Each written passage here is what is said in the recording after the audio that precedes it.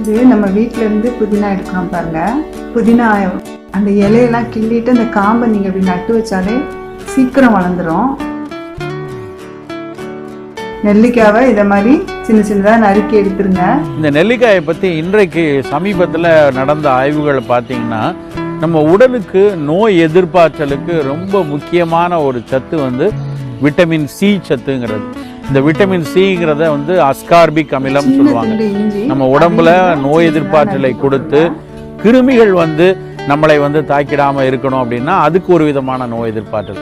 அந்த வகையான அந்த செல் மீடியேட்டட் இம்யூனிட்டியை உயர்த்துவதற்கு ரொம்ப அவசியமான ஒரு சத்து வந்து விட்டமின் சி.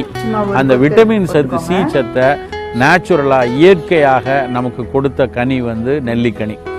ஒரு நெல்லிக்காய் 2 ஆரஞ்சு பழம் ஒரு நாளைக்கு தேவையான ஒட்டுமொத்த விட்டமின் சி அளவை ஒரே நெல்லிக்காயில நம்ம பெற முடியும். ஏன் நான் நெல்லிக்காய் வலியுறுத்தி சொல்றேன் அப்படின்னா, நெல்லிக்காய் வெறும் விட்டமின் சி மட்டும் கொடுக்கறது இல்ல, நெல்லிக்காய் சித்த மருத்துவத்தில் காய கல்பமாக பேசப்பட்ட ஒரு மருந்து.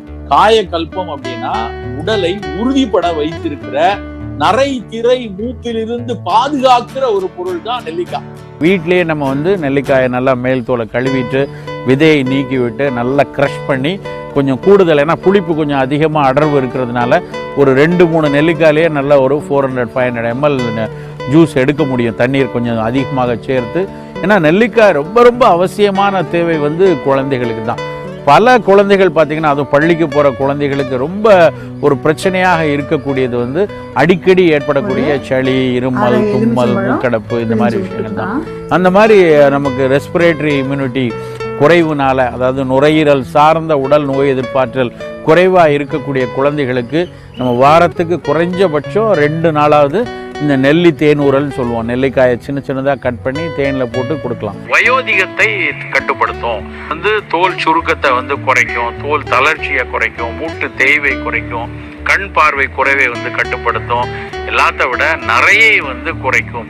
நரை திரை மூப்புன்னு சொல்லக்கூடிய வயோதிகத்தின் அடையாளத்தை கட்டுப்படுத்துறது அந்த பெரிய நெல்லிக்காய் தான்.